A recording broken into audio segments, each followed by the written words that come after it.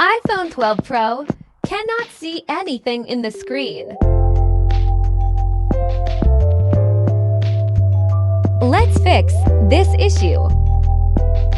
First, removing bottom screw.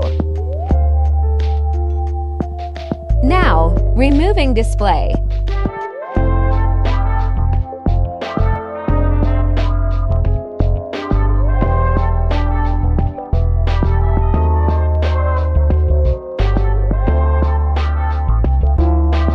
Removing other screws.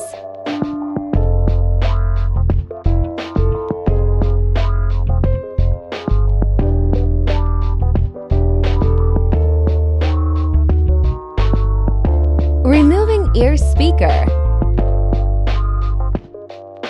Taking up new display.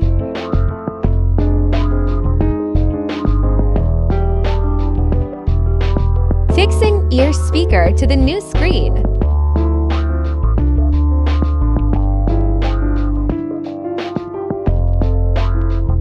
And fixing the new screen. Now the screen is working fine.